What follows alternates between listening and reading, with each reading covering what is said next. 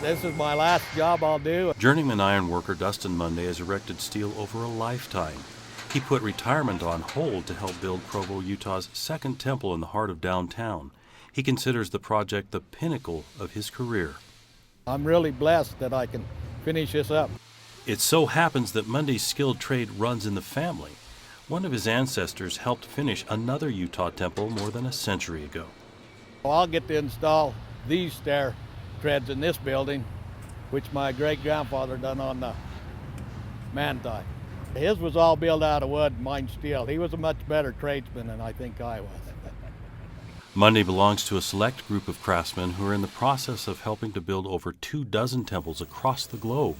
All told, 170 temples have either been announced, are under construction, or in service at this time. Temples are revered by Mormons as sacred structures and built to withstand the test of time. We don't want to have a temple that's going to fall down. In 100 years, we're building these temples to last into the millennium. The highest quality materials are used, the most skilled workers employed, and meticulous attention given to detail as an ultimate expression of worship. In the Bible, it says that they used the finest materials and the finest workmen to build the temple. And that's the pattern that we follow. We don't put gold on the walls, but we will select beautiful woodwork and beautiful wall coverings and furnish it in a lovely manner. Not to be ostentatious, but to be beautiful and a wonderful tribute to God. Materials and energy are also used as prudently and efficiently as possible to achieve a construction standard called sustainable design. Sustainable design starts with how the architect and the consultant specified the building to reduce energy costs, water usage, waste, both from the construction side and then after the building's done, and how you operate the building. What's more, all building costs are paid for up front, with funds earmarked for that purpose. We've had a long-standing practice in the church for well over 100 years that we don't take out loans or put mortgages on properties to build them, so we would not build a temple unless we could pay for the temple as the temple was built. The process of building a temple starts with prayerful and thoughtful consideration from the church's president and his two counselors, referred to as the First Presidency. After identifying a need for members in a particular part of the world, determining a size, and locating an appropriate area, an exploratory team is sent out to find a specific site. If they were to choose a location in Brazil, they would fly to Brazil, look for an appropriate site that would be on a hill, that would have prominence, be in an attractive neighborhood, a neighborhood that would withstand the test of time. The church also works to establish a relationship of trust and understanding with the community in which a temple may be built. Community has to offer a whole lot to a temple project. We invite them to become part of that project as we go through. We communicate with the community. We invite them to participate at the end of the construction so that they can see what has been constructed. The First Presidency again gives prayerful consideration before a final site is chosen and purchased. Then, the designing stage begins with thorough research of the chosen city. You look at the great architecture that is there, you look at the great ecclesiastical architecture there, you get a feel for the people, the community, and as you see the built environment, you begin to extrapolate from that something that would be appropriate for that locale. While all temples function the same, church leaders encourage designers to create a unique look and feel for each structure. You'd like every temple to have some of its own character, and so you'd like to integrate those things that you see in the locale and integrate that into the exterior and the interior. Williams says there's also another important component.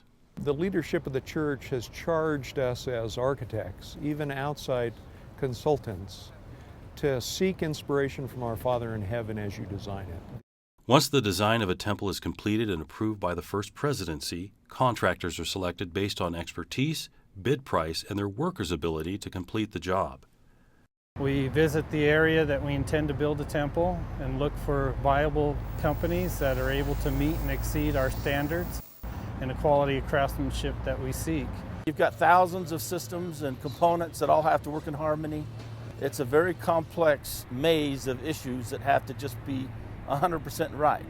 the complexity of the design requires the very best that most workers have ever had to give on a project.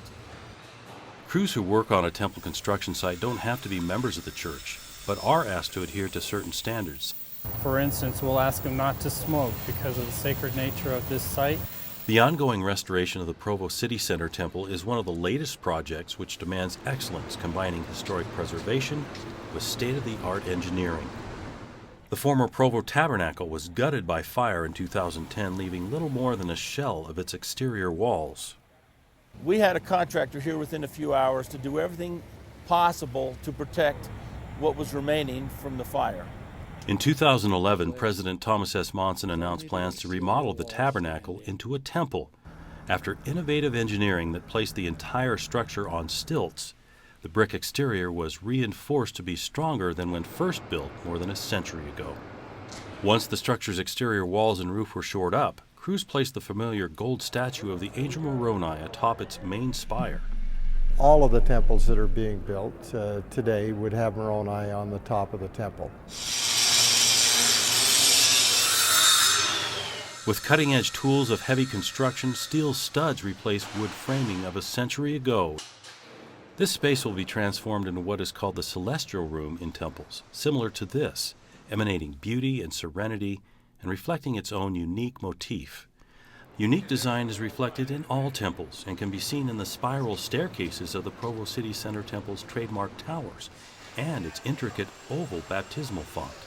It could be anything from modern that you see in the Washington, D.C. temple to something that is very kind of Gothic neoclassical that you find in the Salt Lake temple. Once finished, everyone is welcome to walk through a completed temple and learn more about Latter-day Saint beliefs. When we build a new temple, we like to have an open house so that the public can come and see the temple before the temple is dedicated. And many times we'll have tens of thousands, even hundreds of thousands of people come and visit the open house. After several weeks, the open house concludes, and a leader of the church, usually a member of the First Presidency, dedicates the temple for its sacred use. Included in that event is the cornerstone ceremony, which symbolizes the temple's completion. Oh, good. Very well done. Once dedicated, the temple is open to Mormons who live the highest standards of their faith. They consider temples the most sacred spaces on earth, where the highest degrees of learning and worship are attained. Elder Walker says those who live near a temple and may not share the religious beliefs of their Latter-day Saint neighbors can also benefit. The grounds of our temples are lovely and beautifully maintained, and they add to the peace and the beauty and the dignity of a community.